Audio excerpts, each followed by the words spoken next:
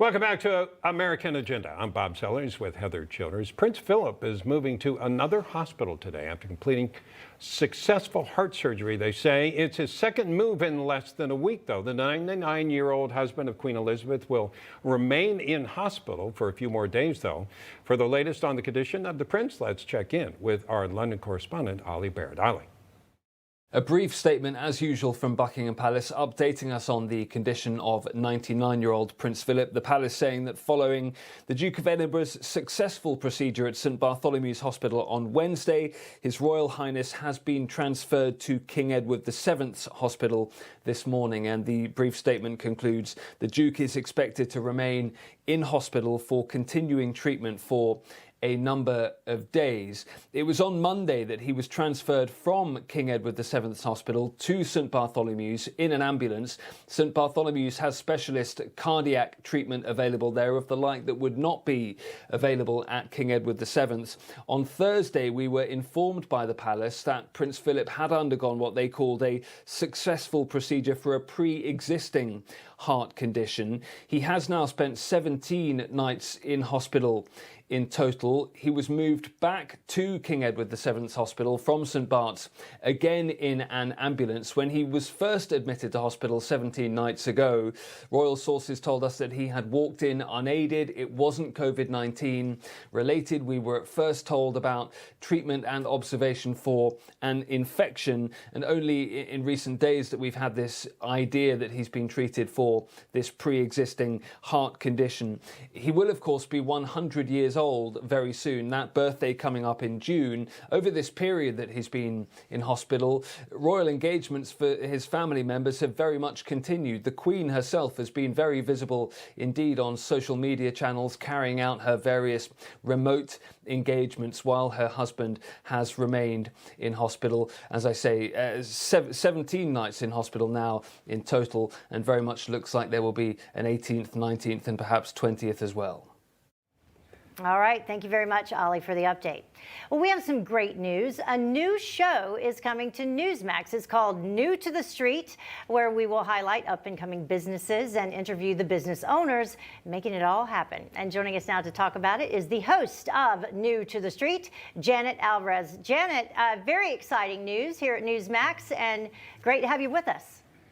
Thank you. It's a pleasure to be with you today. So just give us a little bit more of an overview of what your show is going to be about. I mean, positive news for business owners we definitely need to hear right now. Absolutely. So New to the Street will be focusing on the most innovative, disruptive, and interesting companies that are new to the street. That can range from everything from technology to alternative energy and cannabis companies. We'll also be taking a look at, in depth, blockchain technology and how that impacts various industries that are tapping into the power of blockchain. Janet, is there anything that surprised you talking to some of these business owners? I think the surprise is really just how positive they are about how the market is receiving their businesses and news about their businesses. There is a hunger really in the investor community to invest in new, interesting, and disruptive technologies. And so how receptive investors has really been a positive, unexpectedly positive response. Yeah, so for people who may be tuning in because they're thinking about making a change in terms of employment, either forced to as a result of the pandemic or something they've always wanted to do, will they hear stories about how these folks were able to get started? You will. You'll hear stories about small companies that started as mom and pop operations and grew into very large companies servicing big industries, to individuals who have transitioned to work in these businesses. You'll really see about how these disruptive technologies are upending the entirety of the American economy and paving the path forward for a new future, a new economic future for all of us. Now, are these companies publicly traded for folks that want to invest in them, or are they private? And if they're private, are they open to investing from accredited investors? Give us a feel for what people might get when they watch. So there's a mix. Some of these companies are publicly traded, and we'll certainly share the sticker symbol and tell you more about their position and how to invest in them. Some of them are private, but are open to accredited investors. So you should find a lot of interesting investment opportunities if you're looking for your slice of the economic pie. And perhaps some ideas as well. You mentioned, specifically for this weekend, some of the businesses you're going to be speaking to deal with solar energy, also cannabis, I think you said, and then fintech with health tech. In terms of people who may want to branch out on their own and start their own businesses, would that be some advice that you would give them, maybe start in some of those industries?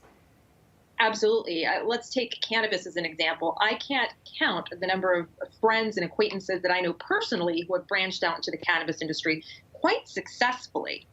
Cannabis is becoming mainstream. As we know, the latest administration at least appears to be, on a federal level, much more amenable to federally legalizing cannabis. So that is one example of an industry that I think a lot of people might have thought taboo or a little too difficult to enter into just a handful of years ago, that today has become truly revolutionary, has become one of the best performing stock sectors in our economy over the past year. Yeah, some cannabis stocks on Wall Street have done very well. Let's talk about solar. You know, there are a lot of people that object to the federal government supporting solar on its own, but they're all for private enterprise developing the technology that leads to solar tech, the solar tech that you can put on your, actually make it work. So tell us about that particular business.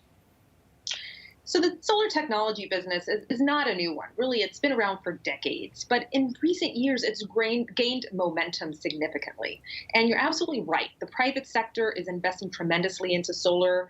In other countries, particularly in European nations, we're seeing with great success. And in the United States, that's coming to the fore now, too. It's a situation where it might be a positive moment with the new administration that might look more favorably upon it. But either way, private industry is in a prime position right now to capitalize on developments in other alternative fuel and alternative energy technologies and ride that bandwagon. Yeah. What time is your show, Janet? It's on this Sunday, right? What time? Be on Sunday at 2:30 p.m. 2:30 p.m. Sunday here on Newsmax. Janet Alvarez, thank you so much for being with us. Again, New to the Street is the name of the new program. And we'll have more on the ongoing debate over COVID and the election. We'll be back.